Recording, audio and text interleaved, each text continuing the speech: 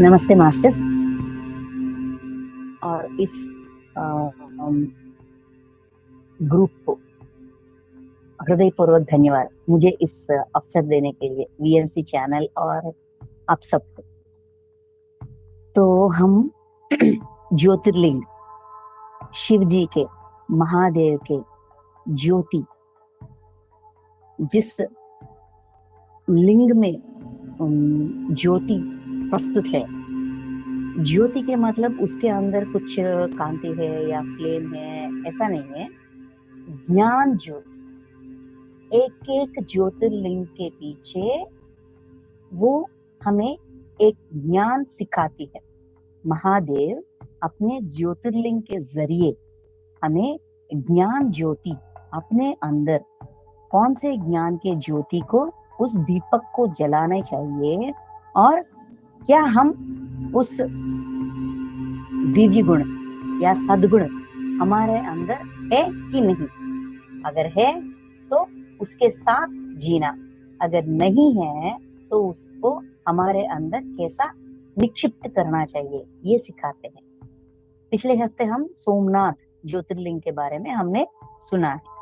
उस सोमनाथ ज्योतिर्लिंग के जरिए हमें कामना को कैसे अपने अंदर, अगर हाँ हम कामना के वश हो जाते हैं, काम के वश हो जाते हैं, तो हम अपनी जिम्मेदारियों को, अपने कर्तव्यों को छोड़कर अलग अलग तरीके से, किसी को दर्द देकर, किसी को प्यार देकर, तरह तरीके से हम अपनी जिंदगी बिताते बिताते हम खुद की जिंदगी को नरक बना देते हैं।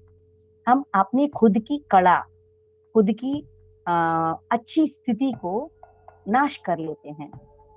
तो उस कामना को कैसे अपने अंदर जो है उसको कैसे पता करना, और उनसे हम अपने आप को कैसे बचा सकते हैं। अपने अंदर की सारी कलाएं, सारी खूबियां घट जाते हैं इस कामना के वजह से, क्योंकि सिर्फ हम उसका वश हो जाते हैं। चाहिए नहीं चाहिए, क्यों इतना गिर गए, ये सब हम सेल्फ चेकिंग नहीं कर पाते। तो सोमनाथ ज्योतिर्लिंग के जरिए महादेव हमको ये सिखा रहे हैं, उस ज्योति अपने अंदर अगर कामना या मोह बढ़ गई तो अपनी ज्ञान घट जाती है, ये अपने आप हो जाती है। हमेशा हमें चेक करनी चाहिए कि हम अपनी धर्मों का पालन ठीक तरीके से कर रहे हैं कि नहीं कर रहे हैं, ये हमको सिखाते हैं। वो ज्योति अपने अंदर जलाने की वो सीख हमें सोमेश्वर ज्योतिर्लिंग से हमें सीखना चाहिए। अपने अंदर उस कांति, उस प्रकाश को जगानी चाहिए, वो सिखाते हैं। तो आज हम कृष्णेश्वर, जो महाराष्ट्र में है, शिरडी के आसपास, वो कुछ वो बहुत सुंदर सी ज्योतिर्लिंग है। वो जगह बहुत सुंदर दिखती है और एकांत होती है, बहुत अच्छा लगती है वो जगह। और वहां कृष्णेश्वर ज्योतिर्लिंग के जरिए कौन से ज्योति के बारे में, कौन से ज्ञान ज्योति के बारे में हमें बताने वाले हैं, हमें क्या सिखाने वाले हैं। इस कृष्णेश्वर ज्योतिर्लिंग के पीछे उस मूर्ति या लिंग को वो नाम कैसे प्राप्त हुआ, किसने दिया, वो किसका नाम है। महादेव ने अपने उस मूर्ति को, उस लिंग को कृष्णेश्वर ऐसा नाम दिए, महादेव ने खुद दिए हैं। वो किसका नाम है? कृष्णा एक औरत की नाम है, एक भक्त की नाम है। उस भक्त को इतना ऊंचा स्थिति, ऊंचा मर्यादा, ऊंचा गौरव कैसे मिला कि वो महादेव से पहले उनका नाम आती है, ईश्वर पीछे, कृष्णा आगे, कृष्णेश्वर। ऐसा मुझे बुलाया जाए, ऐसा महादेव ने उनको इस नाम को इतना महत्व क्यों दिया है, उस कथा के बारे में उसके पीछे पुराण कथा जो है पहले वो सुनेंगे। क्यों सुनना चाहिए, क्यों पता करनी चाहिए? कथा, उस पुराण कथा में जो परिस्थिति, सिचुएशंस, उन परिस्थितियों को स्वीकारते हुए एक व्यक्ति अपने स्थिति को अपने अंदर इतना दिव्यत्व कैसा निक्षिप्त कर सकते हैं। क्योंकि हम जो जिंदगी में, हमारी निजी जिंदगी में भी तरह तरह की मनुष्यों के बीच, तरह तरह की गुणों के बीच, तरह तरह की भावनाओं के बीच हम जीते हैं। हमारे अंदर भी वो भावना होते हैं, हमारे आसपास के लोगों में भी होते हैं। तो कैसे लिपटे उनके साथ हमें पता चलता है कथा के जरिए, क्योंकि हमारा जिंदगी भी वैसा ही है ना, इसीलिए। तो यहाँ कृष्णेश्वर ज्योतिर्लिंग के पीछे कथा, सुदेहा सुधर्मा, पति पत्नियां हैं। इन दोनों को, सुदेहा पति, सुधर्मा, सुदेहा पत्नी, सुधर्मा पति, ठीक है। तो इन दोनों को शादी होती है, बहुत समय बीतती है, बहुत साल बीत जाते हैं, इनको बच्चे नहीं होते, संतान नहीं होता। तो वो सुदेहा क्या करती, अपने पति से उनको संतान चाहिए।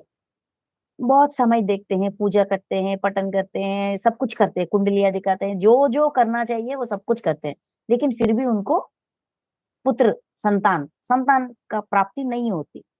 तो सुदेहा अपनी बहन को अपने पति से शादी करवाती है। उन दिनों में ये जायज था। तो उन्होंने अपनी बहन को पूछा और उनके स्वीकार से ये शादी कर दिया। अपने पति को अपनी बहन से शादी करवाए। बहन की नाम कृष्णा, तो उस औरत की नाम कृष्णा है।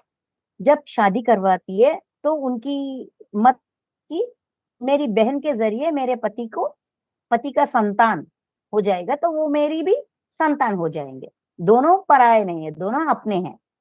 उस उद्देश्य सुदेहा उनकी शादी करवाती है। शादी करने के बाद ये सुधर्मा और कृष्णा का अनुबंध बहुत अच्छा होता है। इन दोनों के बीच बहुत अच्छी सी प्रेम होती है और सब दोनों एक दूसरे को समझते हैं। ऐसा उनकी जिंदगी बहुत खुशी खुशी बीतती है। इस खुशी को देखकर सुदेहा को बहुत जलन होती है, ईर्ष्या होती है। इन दोनों की प्रेम को वो बर्दाश्त नहीं कर पाती, फिर भी बच्चों के लिए थोड़ा सह लेती है। कुछ समय बीतने के बाद कृष्णा को पुत्र संतान होती है, उसके पति के साथ पुत्र संतान होती है। तो वो पुत्र को देखकर ये बहुत खुश हो जाते हैं, ये दोनों पति पत्नियां। वो दोनों, वो तीन एक फैमिली है। फिर भी सुदेहा अपने आप को इन दोनों से अलग देखती है। ये दोनों खुश है, इनको संतान हो गया है, ये सब कुछ इसका जलन दिन ब दिन बढ़ती जाती है। इनके प्रति ईर्ष्या, द्वेष, जलन बढ़ती जाती है, बढ़ती जाती है, जेलसी ज्यादा हो जाती है। वो फिर भी यहाँ कृष्णा सगी बहन है, वो कृष्णा को एक रोबो जैसा समझती है। बस बच्चे देने के लिए इनको लेकर आई हूँ, बच्चे दे देगी, बस हो जाएगा, ऐसा समझती है। लेकिन वो भी एक मनुष्य है, उसको भी प्रेम ये सब कुछ होती है, वो एक बंधन में जुड़ी है। पति का प्यार में सुदेहा का कितना हक है, कृष्णा का भी उतना ही हक है, ये समझ नहीं पाती। सगी बहन होने के नाते सगी बहन के ऊपर इतना जलन होती है। वो जो पुत्र संतान होता है ना, वो बच्चा बढ़ते बढ़ते बढ़ते बड़ा भी बन जाता है और उसकी भी शादी करवाते हैं, उसको भी एक पुत्र संतान होती है। ये फैमिली इतना खुशी रहना, ये सब कुछ ये सह नहीं पाती और उसका जलन और बढ़ती है, और बढ़ जाती है, और बढ़ जाती है। ये सब कुछ कृष्णा को पता चलता है, क्योंकि वो पहचान सकते हैं। जब हमारे फैमिली में हम एक ही घर में रहते हैं, एक ही साथ रहते हैं, किसको हम पर कैसी भावना है, इतना तो हम अंदाजा लगा सकते हैं। उनके व्यवहार के जरिए, उनके बात करने के जरिए, उनके इमोशंस के जरिए, और होना हो वो सगी बहन है तो पहचानती है, फिर भी कुछ नहीं कहती। कृष्णा कोई रिएक्शन नहीं देती, हमेशा अपने आप को समझाती है कि अगर मेरी बहन मुझ पर, मेरे बहन को मुझ पर मेरे प्रति जलन है या ईर्ष्या है, ये हो सकता है मेरी प्रारब्ध है, मैंने कुछ तो की है, इसीलिए उसको मुझ पर इतना जलन हो रही है। यहाँ मेरी गलती तो हो सकती है ना, मेरी गलती कुछ भी नहीं है ऐसा मैं नहीं कह सकता, तो मेरी प्रभाव भी, मेरी प्रारब्ध भी कुछ तो होगी। तो इसीलिए वो अपनी बहन को, बड़े बहन को दोषी नहीं ठहराती, भगवान को भी दोषी नहीं ठहराती। वो शिव जी का महान भक्त है, कृष्णा शिव जी का भक्त है। हर रोज शिव जी को पूजन करती है, ध्यान करती है, बहुत मानती है, दिल और जान से मानती है। जो भी हो जाए अपना पूजा बंद नहीं करती, साधना बंद नहीं करती, और सबको समझने के लिए शक्ति और संयम देने की मांगती है। तो ऐसा इन तीनों की जिंदगी बीतती बीतती बीतती एक दिन सुदेहा का जलन इतना बढ़ जाती है कि वो बर्दाश्त से बाहर हो जाती है। वो उनकी उनके पति और कृष्णा, इन दोनों के जो पुत्र था, उस पुत्र को मार देती है, जान से मार देती है। और सबको पता भी चलता है किसने मारा, क्यों मारा, सब कुछ पता चलता है। उस सुदेहा को ना एक पेड़ से ऐसा उनको बांधकर उसको पनिश करने के लिए रेडी हो जाते हैं। पुत्र का वो मृतदेह, डेड बॉडी को लेकर आते हैं, वहां रखते हैं। तब भी कृष्णा किसी को भी दोषी नहीं ठहराती, ना उनके बहन को, ना भगवान को, किसी को भी नहीं। बस एक ही बात, उसका ध्यान का या पूजा का समय होती है, जब उनका डेड बॉडी आता है ना, तब उसका पूजा का समय होती है। वहीं वहीं उसी स्थल पर बैठकर महादेव को मानती है, इस इस दर्द को सहने की संयम दीजिए, मुझे मार्ग दिखाइए, राह दिखाइए। यहाँ कोई दोष नहीं है, किसी का भी कोई दोष नहीं है, ये मेरी प्रारब्ध है। पुत्र शोक, पुत्र को खोकर इस दर्द को सहना मेरी प्रारब्ध है। मैंने कहीं किसी जन्म में किसी को इतना दर्द दिया हूं, एक मिनट मास्टर, मैंने कभी किसी को इतना दर्द दिया है, वही वापस मैं भुगत रही हूं, ऐसा वो मानती है। अपनी स्थिति को, अपनी स्थिति का पूरा जिम्मा अपने आप पर ही लेती है। अपने दीदी को भी कुछ नहीं कहती, किसी को भी कुछ नहीं कहती, बस अपनी स्थिति, मेरी वास्तविकता का मैं ही सृष्टि करता हूँ, यहाँ किसी का कोई दोष नहीं है। जितना भी एक्शन, जितना भी वो भुगते, किसी का भी कुछ रिएक्शन नहीं देती।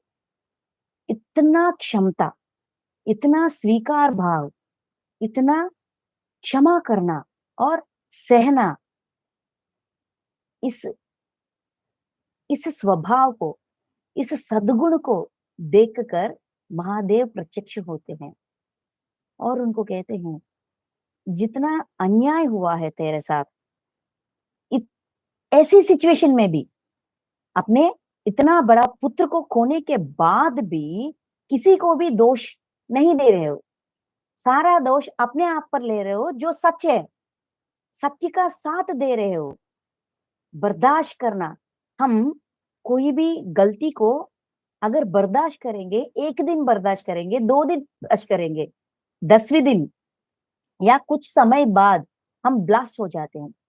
मैं क्यों सहूं, किस कारण में सहूं, ऐसा हम ब्लास्ट हो जाते हैं। लेकिन यहाँ कृष्णा, उन्होंने क्यों स्वीकारा, क्योंकि यहाँ की जो परिस्थिति है, इसका भी मैं, इसको उन्होंने स्वीकारा है, यहाँ का सिचुएशन को स्वीकारा है। इतना ही नहीं, अपने अतीत में कुछ तो गलत मैंने की है, इसीलिए मैं इस सिचुएशन में हूं, ऐसा अपने सच्चाई को ढूंढ रही है और सच्चाई को स्वीकार रही है, ना कि किसी को दोषी ठहरा रही है। जलन या ईर्ष्या को सहना इतना आसान बात नहीं है, जब तक हमारे पास उसका सही समाधान ना हो। उन्होंने सच्चाई पर दृष्टि रखी और अपने अंदर की ईर्ष्या को सहन शक्ति से, स्वीकार भाव से और क्षमा करते हुए अपने सच्चाई को समझते हुए उन्होंने अपने अंदर की पूरा जिंदगी अपने बड़े बहन का जलन और ईर्ष्या को उन्होंने देखा, उन्होंने महसूस किया, फिर भी अपनी सहन शक्ति से और क्षमा तत्व से। क्यों क्षमा किया? क्योंकि मैंने किसी को ऐसा सिचुएशन में रखा, किसी का जलन का किसी को ऐसा शिकार बनाया, इसीलिए मैं ऐसा स्थिति में हूं। खुद मेरी सगी बहन मुझ पर क्यों ऐसा भावना रखेगी? कहें या ना कहें, समझे या ना समझे, ये कहीं तो मेरा दोष है, ये किसी का दोष नहीं, ये सिर्फ मेरा दोष है। ऐसा इस भावना से अपनी जिंदगी में जो भी उनको नहीं मिला, उस पर उन्होंने दृष्टि न रखी। उनके पास जो थी उससे वो तृप्त थी, सैटिस्फाइड थी। पति, बच्चा, खुशी भरी जिंदगी, इन सब पर अपनी दृष्टि रखकर उन्होंने अपनी बहन का जो जलन था, ईर्ष्या था, उसको नजरअंदाज कर दिया। तो महादेव इस ज्योतिर्लिंग को कृष्णा की नाम रखते हुए तुमसे, मतलब कृष्णा से सारे भक्त, सारे मानव कोटि ये सीख सकते हैं। फर्स्ट पॉइंट, अपनी वास्तविकता का, अपनी हम जो सहते हैं, हम जिस सिचुएशन में हम रहते हैं, इन सबका कारण, मूल कारण हम ही हैं। इसीलिए जो भी हमारे जिंदगी में है, जो हमें नहीं चाहिए, उसके पीछे मेरा दोष मेरा ही है। जो मेरी जिंदगी में है उससे हमें हमेशा सेटिस्फैक्शन के साथ, तृप्ति के साथ रहनी चाहिए, स्वीकारनी चाहिए। स्वीकार भावना से, अंगीकार भावना से, एग्री करने से, एक्सेप्ट करने से हमें सेटिस्फैक्शन मिलती है। उस सेटिस्फैक्शन अगर हमारी हृदय में अपने हमारे पास जो है, छोटी चीज हो सकती है या बड़ी चीज हो सकती है, महत्वपूर्ण हो सकती है, हमारी नजरिया में कम महत्व हो सकती है, जो भी है, जब हमारे अंदर तृप्ति, सेटिस्फैक्शन हो, जितना भी जलन क्यों ना सहना पड़े, हमारे अंदर जितना भी जलन हो, उस जलन को मिटाने के लिए हमारे पास तृप्ति, सेटिस्फैक्शन होनी चाहिए।